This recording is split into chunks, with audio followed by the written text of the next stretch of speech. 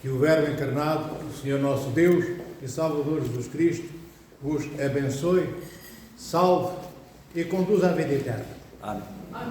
Amados irmãos e irmãs, sentem-se. Quem puder sentar-se e quem quiser sentar-se, pode lá fazer.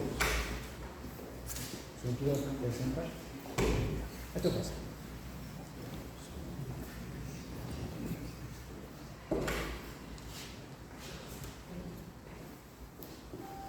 O Evangelho de hoje é conhecido, é o Evangelho do Filho Pródigo.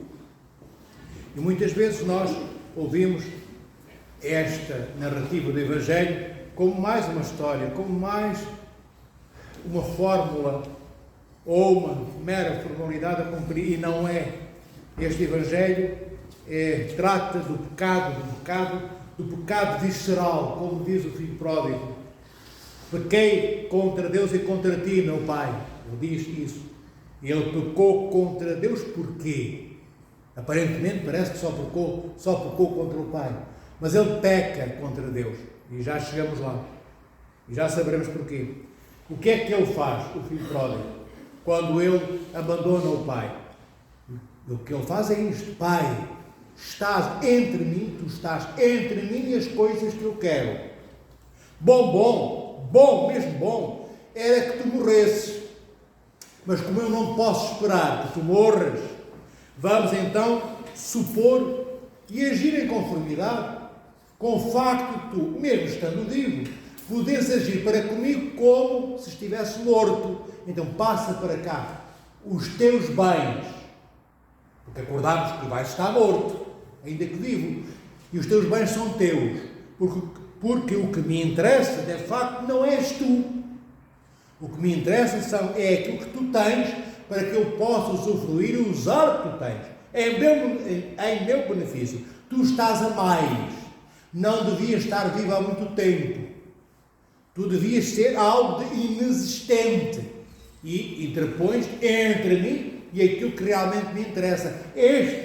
Amados irmãos e irmãs, este é o diálogo.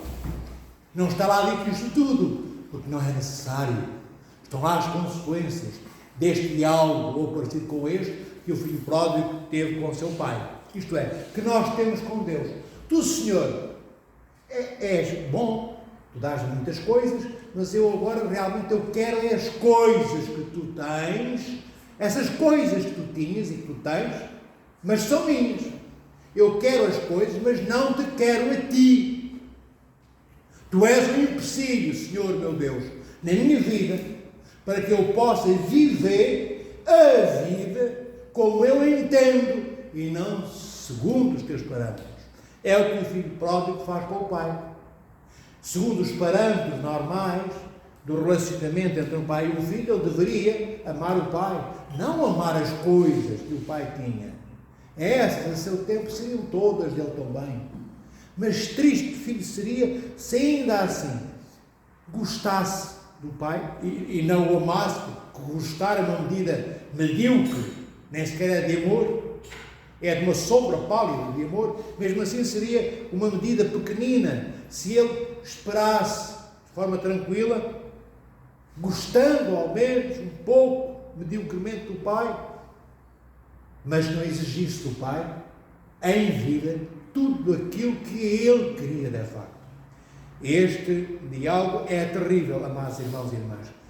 Há muitas formas de pecado, mas esta forma de pecado é de facto, como eu disse inicialmente, visceralmente macabra, porque conduz o outro à inexistência. Eu quero que o outro morra.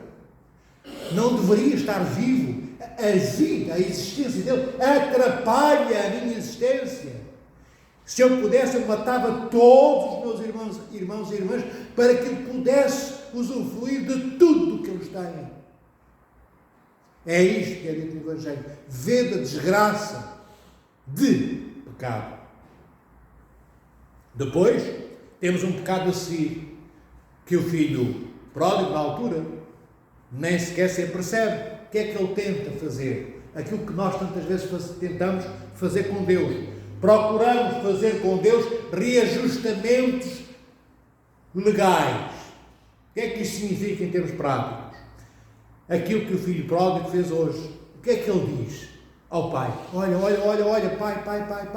pai, eu não sou digno de estar aqui diante de ti, mas eu não me importo de viver como um dos teus empregados, como um dos teus mercenários, como um dos teus servos lá embaixo.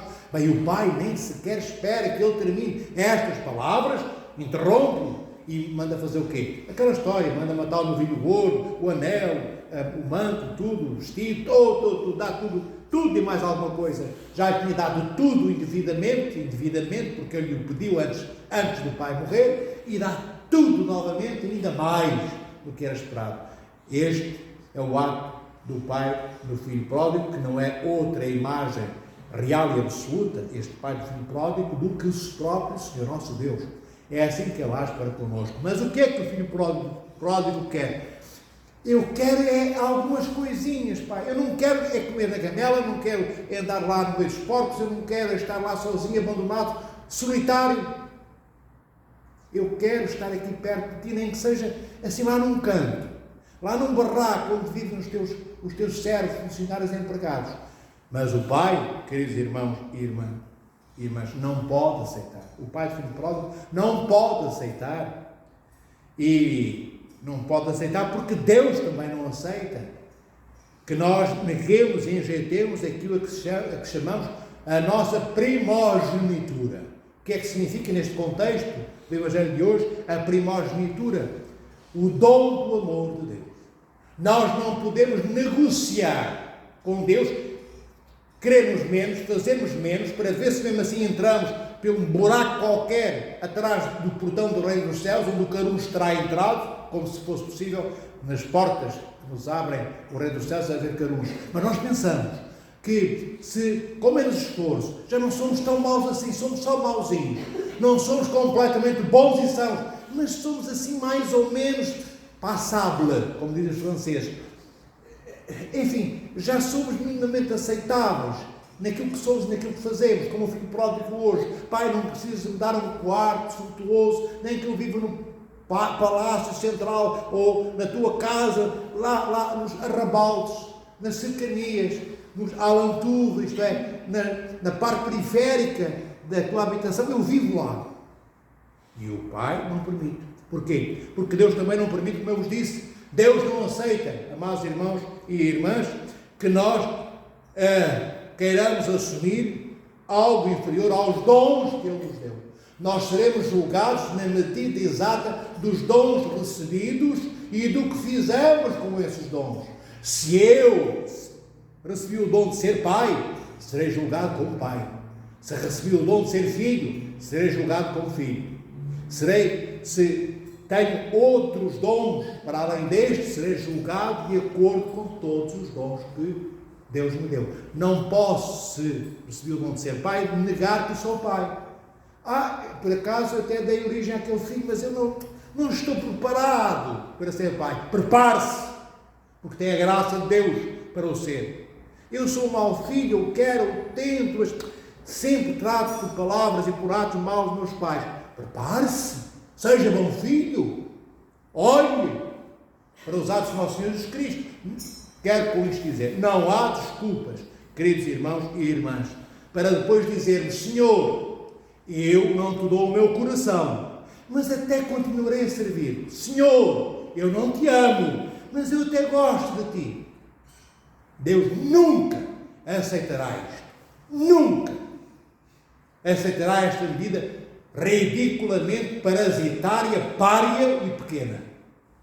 Deus vai julgar-nos e só aceita diálogo connosco na medida exata dos dons inerentes ao amor, subjacente aos quais existe. Porque nenhum dom que Deus nos dá é dado por Deus a cada um de nós sem o amor absoluto de Deus. Entendeis o que eu quero fazer? Não basta, eu sei que eu disse há pouco, cantar a panaquito, mas tenho vela hoje, amanhã não tenho. Não! Seremos julgados também no Reino dos Céus pela panaquito durante a qual não tivemos vela, ou pelos 3 segundos, ou 5 segundos, ou 10 segundos, durante os quais começou a panaquito, a oração pelos defuntos, e eu atrasei, e eu não estive lá. Por 1 segundo, por 1 milionésimo de segundo, não entraremos no reino dos céus, queridos irmãos e irmãs. Deus não quer que cumpramos a lei apenas para cumprirmos a lei. Aliás, Deus nem nos convida a que cumpramos a lei.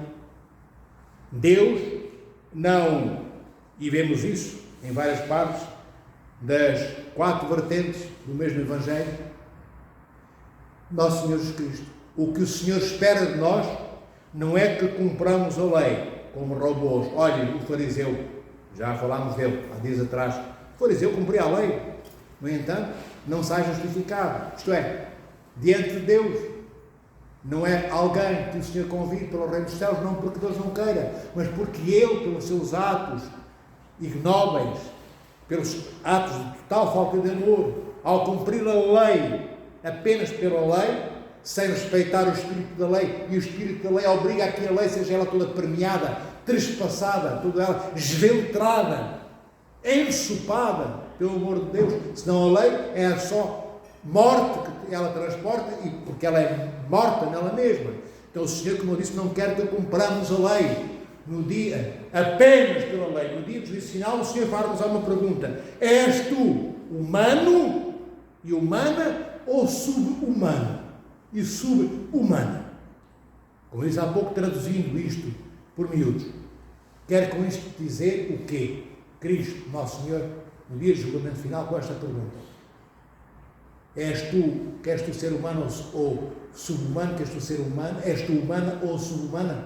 É o mesmo que dizer: és tu capaz de amar? É o que o Senhor quer fazer com esta pergunta, e ele fala: és tu capaz de amar? Por isso, és tu humano ou sub-humano? Porquê? Porque nós seremos deificados um dia, mais irmãos e irmãs, aqueles que receberem no espaço criado por cada um deles próprios, por cada um de nós, espaço para que Deus possa partilhar a santidade Deus connosco, porque Ele é que é o nosso santificador. Nós não nos santificamos pelas nossas boas obras, pela muita graça de Deus que fixamos em nós, nem pela muita oração, nem pelo muito jejum. Tudo isto é facto de veras necessário, crucial e condição sine qua non, dada a sua importância, para que nós nos tornemos semelhantes a Deus, mas não é por isto que entramos no reino dos céus. É estritamente, como eu sempre digo, pela misericórdia absoluta e compaixão totais do nosso Senhor Jesus Cristo. Então, queridos irmãos e irmãs, nós temos necessariamente que ir para além do cumprimento da lei. Só é importante cumprirmos a lei quando conseguimos que a lei seja toda ela, já, como dizermos, toda ela incorporada em mim e eu na lei, para que neste ato de união de mim com a lei e da lei comigo, e a lei possa revelar o mistério do amor de Deus. Então eu não cumpro a lei, isto é, eu não mato o meu pai apenas porque a lei diz que não devo matar. Eu não quero, pelo menos não falo nisso, herdar os bens do meu pai, ao contrário daquilo que o filho pródigo disse, porque a lei diz que eu devo esperar pela morte do meu pai. Não, isto continua errado na mesma, tão errado quanto o filho pródigo. Eu só estou à espera que o pai morra, mas desejando todos os dias que ele morra. Claro, não vou dizer isto, não comento com ninguém, mas vivo angustiado, vivo infeliz, vivo triste, porque não tenho. A única coisa que eu quero que são as coisas. Abomino as pessoas que me amam, abomino o Deus da vida, que deu vida a todos aqueles que me amam, e eu abomino na vida daqueles que me amam a vida daquele que é o próprio Criador, que deu vida a todos. Então, é triste, macabramente execrável vivemos de acordo com a lei nesta medida, exato, do cumprimento apenas da lei pela lei. O que Deus quer, queridos irmãos e irmãs, quando nos pergunta: és tu capaz de amar? És tu humano ou sub-humano, ou abaixo de humano? Isto é, és tu capaz de amar? O que é que Deus quer? Deus não quer que cumpramos a lei, Ele quer algo acima do cumprimento da lei. Ele quer o nosso coração inteiro. Então, quando nós amamos de coração inteiro, nós abalroamos a lei. Não para a destruir, mas para enchermos a lei com a luminosidade de todo o nosso incandescente amor. É por isso que o Senhor perguntará no dia do final: és tu humano ou sub-humano? Isto é, transportas tu, na tua pessoa humana, o rosto da humanidade, porque a pessoa humana é o rosto, enquanto pessoa, cada um de nós somos o rosto da humanidade que é comum a todos nós. Tudo que é próprio da grande cesta, onde estão todas as coisas que fazem parte desse conteúdo que é, repetindo, comum a toda a humanidade. Depois nós somos pessoa humana, e enquanto pessoa humana, cada um de nós ostenta um rosto distinto do seu irmão e diverso da sua irmã. E cada um destes rostos, todos diferentes uns dos outros, neles, nesta diferenciação e distinção, se manifesta a totalidade da humanidade que é comum a todos nós. É isto que o Senhor perguntará no dia do final. És tu, enquanto pessoa humana, o rosto da humanidade que eu criei? Mas Deus não está a dizer-nos que é importante sermos humanos e pessoa humana segundo os critérios nossos apenas. Não basta sermos seres humanos, sobretudo é pouco sermos pessoa humana se ficarmos pouco, diria quase nada e nada mesmo, se ficarmos apenas por aquilo que nós pensamos que ser humano significa. E ser humano, como nos diz a tradição da Igreja, é sermos como Cristo é, o Verbo que é Deus feito homem, Cristo saído de Maria. Este é que é o verdadeiro ser humano, o verdadeiro homem, a pessoa humana na plenitude, a humanizada, espelhada naquilo que é ser humano, é sermos como Cristo. Esta pergunta que o Senhor nos fará no dia do juízo final: és tu verdadeiramente ser humano, pessoa humana ou sub-humano, com a ausência de pessoa? És tu capaz de amar? És tu capaz de amar como o meu filho amou e ama? É este acréscimo que Cristo porá a cada um de nós. Mas a Igreja deixada pelo Senhor nosso Deus, nesta imagem do Filho pródigo, que é o nosso Deus e Pai, posto nesta parábola como imagem, na Igreja como realidade e vida, vivida e vivificante, tudo nos é dado para que nós sejamos de facto o que Cristo é, queridos irmãos e irmãs. Não podemos agir da forma que agiu o Filho pródigo, porque nem cumprirmos a lei, ao contrário do que o Filho pródigo fez, que ele nem sequer cumpriu a lei, mas mesmo que cumprisse a lei, esperando pela morte do Pai, mas não amando e desejando a morte do Pai, servindo, mas não lhe dando o coração, como eu disse há pouco, não amando, mas mesmo assim gostando um pouco, nada disso são medidas que Deus leva em consideração, queridos irmãos e queridas irmãs.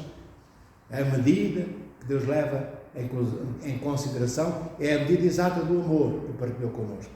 Porquê? Porque na medida em que nós enjeitemos, isto é, na medida em que nós tenhamos de parte uma parte desse amor, na medida em que nós digamos: Senhor, meu Pai, ou Deus, Pai meu, eu não te amo, mas gosto de ti, eu não te dou o meu coração, mas ainda assim eu consigo fazer umas coisas, eu vou-te servindo.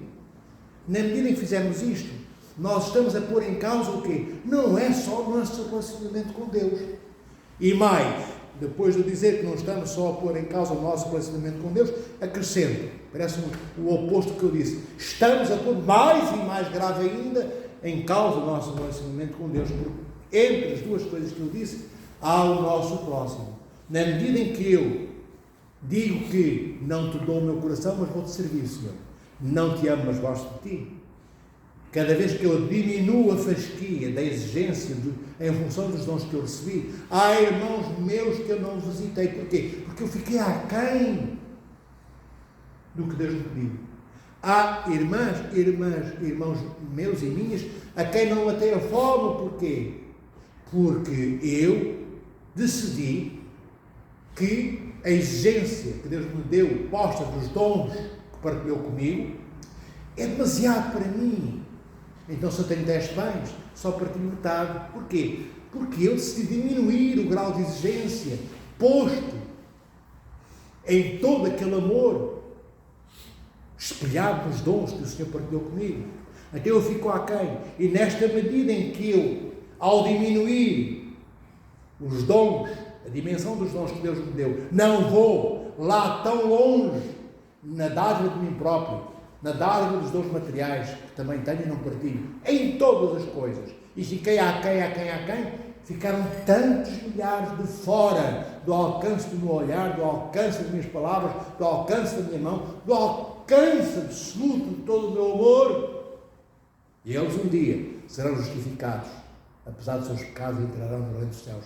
E eu não, porque eu enjeitei todo o amor de Deus para fazer medrar, fazer engordar o meu conforto, porque eu aceitasse a medida exata de todas as dádivas, postas em todos os dons que Deus partilhou comigo, eu teria que me mexer, eu teria desconforto na minha vida, não iria dormir tanto, nem iria aferroar e amealhar tanto. E eu quero dormir mais, e eu quero mais reservas e celeiros mais cheios, e quero cada vez mais partilhar menos com os outros meus irmãos.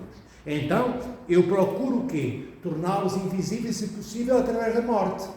Como o filho pródigo fez hoje. Pai, porque estás tu vivo aqui? Que chato! Tivesse morrido, e naturalmente isto era tudo meu. Agora temos aqui que arranjar um acordo para tu agires para comigo como se já tivesse morto. Então as pessoas incomodam-nos, os nossos irmãos e irmãs.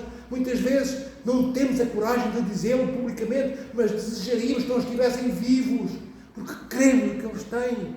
Por isso temos inveja. Lamentamos os amores que os amam, por isso temos ciúme. Não queremos o desconforto de termos que visitar com os nossos olhos o rosto dos nossos irmãos.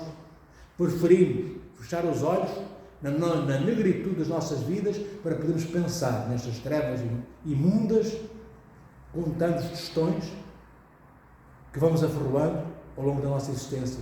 E não falo só de tostões de vaidade, como disse há pouco, tostões de ganância, tostões de luxúria, tostões de busca de protagonismo, de aplausos que vêm não em catadupa como eu gostaria, mas que vêm minguados, e eu lamento-me por isso. Eu queria mais, ser aplaudido mais vezes, ser maior protagonista. O filho pródigo, amados irmãos e irmãs, chega à conclusão, depois de estar aonde? Lá, sozinho, abandonado e só, nu, despido, mal cheiroso, fedorento e fétido, comendo na gamela com os porcos. Então, na privação de todas as coisas, ele reconhece que é a altura da sua consciência acordar. E a consciência acorda mesmo. E quando a consciência do filho pródigo acorda, ele vê que aquela é uma situação não só lamentável, mas terrificante. Ele não quer mais estar ali. Ele lembra-se de tudo o que tinha junto de seu pai e corre para o pai. Mas vê, é tantas vezes o que Deus faz connosco, permitindo-nos o que permitiu ao filho pródigo. Em certa altura, em certa época, alguém chega junto do monge, que vivia no deserto, e diz-lhe: mas tu, ó monge, tu és mesmo um hipócrita. E o monge ficou estarrecido. Mas como assim? Porque tu, eu já te ouvi muitas vezes, ao longo destes últimos meses, e se calhar anos, dizendo todos os dias: obrigado, Senhor meu Deus, por tudo que me dás. Obrigado, Senhor meu Deus, por todas as coisas que me dás. Mas tu és um hipócrita. O que é que Deus te deu? Deus não te deu nada. Olha o que é que tu tens. Andas aqui no meio de silvados, roto, nu, pobre, abandonado, fedorento, solitário. Ninguém se lembra que tu existes. Cheio de fome, cheio de frio. Que coisa que Deus te deu? Não vejo nada aqui que Deus tenha dado. E responde o monge: estás enganado, meu irmão, estás enganado. Deus, porque me ama, e porque me ama, quer levar-me para a sua casa e para o seu reino, porque me considera membro da sua família.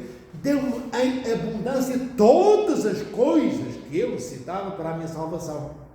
Por isso, o Senhor me deu a possibilidade de andar nu, Porque o Senhor me ama, permitiu que eu passasse fome. Porque o Senhor é apaixonado por mim, então Ele deu-me a possibilidade de eu viver um total abandono. Sou invisível. Apenas não fui diante de ti e peço perdão a Deus por não ter sido. Deus deu-me em abundância tudo o que me fazia falta. Vede a diferença deste monge e a diferença nossa nas nossas vidas. Será que nós pensamos um pouco assim? O filho pródigo foi obrigado a pensar assim. Porquê? Pela situação de vida que ele viu que estava a viver. Então, o que Deus permite pelo amor que nos tem é tantas vezes, não porque Ele queira nada disto nas nossas vidas, mas se não permitir que passemos provações absolutas, totais em todas as áreas, nós não acordamos para a realidade das nossas vidas. E então deixamos-nos entorpecer e anestesiar pelas coisas, não pelos seres humanos, nossos irmãos e irmãs, não pelas pessoas humanas que estão ao nosso lado ou distantes de nós, não pelo Deus que nos criou a todos, mas pelas coisas que usamos hoje estão podres amanhã. Apodrecemos com as coisas que apodrecem. Então o Senhor permite livrar-nos de todas as coisas, privar-nos de tudo, para que na solidão, no abandono absolutos, nós possamos ver que afinal nos falta algo, falta-nos Deus. Falta-nos Deus em cada um dos irmãos que rejeitamos, falta-nos Deus em cada parricídio de pai que matamos, de cada irmão que excluímos das nossas vidas. Deus não é um Deus a quem importa contar copos e pães que tenhamos dado a quem tinha sede ou partilhado com quem tinha fome. Deus não está muito interessado apenas em quantas visitas fizemos aos hospitais ou para visitar os prisioneiros. Se tudo isso for feito no cumprimento da lei sem coração, da lei sem amor, e importarão todos os copos que partilhámos com os que tinham sede, e todos os pães com os que tinham fome, e toda a nossa presença dada aos que estão dentro da prisão do hospital, se fizermos isso, não cumprindo a lei, mas arrastando a lei no amor que brota do nosso coração, então sim, nós somos não só espelhos, nós somos transportadores da santidade de Deus. Nós, então, queridos irmãos e irmãs, estaremos ao abrigo do amor absoluto de Deus. Se não, somos apenas servos inúteis, como é dito numa outra perícope, outra parte do Evangelho, neste caso São Lucas, no capítulo 17, versículo 10, em que o Senhor, nosso Senhor, Deus Salvador Jesus Cristo, diz: e depois de haver-se cumprido tudo o que vos foi ordenado, dizei, diz Cristo aos apóstolos, somos servos inúteis. Então, nada do que nós façamos, queridos irmãos e irmãs, mesmo cumprindo tudo com todo o amor, nos granjeia e garante a entrada no reino dos céus. É absolutamente necessário, sem dúvida, que sejamos outros Cristos. E então entraremos no reino dos céus. Mas não é pelas coisas todas que fizemos, nem pelo muito amor com que amamos, nem pelo muito que partilhamos, nem por aqueles todos que não foram privados da nossa presença e da nossa física e da nossa presença nos bens materiais que partilhamos.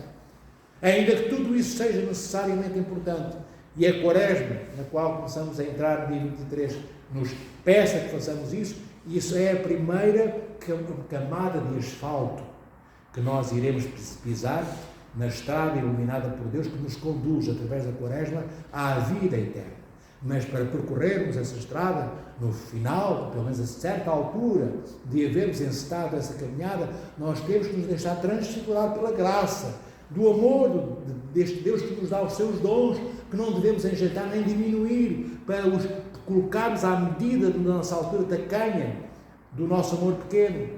A certa altura nós devemos começar a crescer ao longo da grande Quaresma para passarmos a ser não apenas seres humanos, passarmos a ser pessoa humana, não apenas esta pessoa humana composta por corpo e alma, mas pessoa humana toda ela já espelhando a própria imagem e semelhança do nosso Senhor Jesus Cristo. Sermos já outros Cristos, então entraremos no reino dos céus, porque nós espelhamos o amor daquele que deu a vida pela morte sua, para que nós pudéssemos sobreviver à nossa morte e tivéssemos vida eterna. Então, queridos irmãos e irmãs, nós entraremos no reino dos céus pela sua misericórdia e compaixão divinas, e entraremos com Cristo. Não entraremos como escravos, Não entraremos como aqueles que são amados com um amor menor. O Senhor amar-nos-á, este Deus Salvador Jesus Cristo, na dimensão de todo o amor que Ele pode ter. E o amor dele é infinito. Não tem limite nem medida. Então, para terminar, desejo a todos que nos comecemos a preparar para este início de Quaresma, como eu digo, que vai iniciar-se na segunda-feira, dia 23, depois do domingo do Grande Perdão, ao altura em que vamos pedir perdão a todos nós, cabeça no chão, aqui, uns diante dos outros, mas perdão sincero, perdão verdadeiro, não é um perdão farisaico para cumprir outra vez mais uma coisa que a Igreja nos diz que temos de fazer. Não fazemos porque não poderíamos estar no outro lado hoje, não poderíamos fazer outra coisa a não ser isto que o Senhor nos pede. Não poderíamos então amar o nosso Pai menos do que aquilo que nos é exigido pelo amor que me une a meu Pai. Não posso deixar de estar presente junto àqueles que precisam da minha presença, porque eu morreria se estivesse noutro sítio e não ali, onde aquele e aquela reclamam que eu esteja. Tem que ser assim na nossa vida. Só assim estamos acordados e vivos. Só assim somos espaço para que Cristo, através da graça do Espírito Santo, nos enche e preenche. Não passamos a ser invólucros, cheios, isto é, invólucros que se desnudaram de tudo o que tinham e agora são caixa apenas de papelão sem nada dentro. Nós não somos caixa de papelão sem nada dentro. Nós somos, de facto, o espaço propiciado pelo nosso amor para ser cheio da presença de Cristo, nosso Senhor, através do Espírito Santo. Então, somos verdadeiramente nós, porque adquirimos a nossa verdadeira natureza, atingimos a verdadeira coloração que não tínhamos, alcançamos de braços abertos, depois de havermos trabalhado uma vida inteira, esses braços continuam abertos para amarmos todos aqueles que ninguém quis amar. Amamos o que Deus nos pediu para amarmos, amamos todos os que Deus solicitou que não esquecêssemos, fomos lá visitar todos os que eram para serem visitados e, terminando tudo na fasquia máxima dos dons que Deus partilhou comigo, ainda vou ajudar os meus irmãos, aqueles que buscaram conforto. Ainda vou pedir perdão a Deus, Senhor, eles não cumpriram, diminuíram a fasquia do amor que partilhaste por eles, mas eu estou cá para cumprir pelo meu amor pelos meus irmãos e o que eles não cumpriram. Como nós fazemos, queridos irmãos e irmãs, quando morrem alguns entre nós, nossos irmãos, que começaram o seu processo de santificação, o seu processo de arrependimento, sem isso não se atinge a santificação, mas que não concluíram nesta vida. Então, pelas nossas orações, pelos panaquitos, fazemos todos estes domingos, pelas sagradas liturgias que nós pedimos à Igreja para rezar pelos nossos queridos, a Igreja conclui, termina o arrependimento que eles iniciaram, mas não concluíram nesta vida. O mesmo podemos fazer pelos nossos irmãos. Por esses que eu comecei por dizer que diminuem a graça de Deus, acham que é demasiada graça, demasiado amor, demasiada presença de Deus, demasiado Deus na minha vida para eu poder ter paz. Nós queremos ter paz engordando dentro das coisas que vão apodrecer, como eu disse, ao longo da nossa vida. Que o Senhor vos proteja, vos abençoe e vos ame em cada segundo da vossa respiração, para que possais respirar, ajudando os vossos irmãos também a respirar o amor de Deus.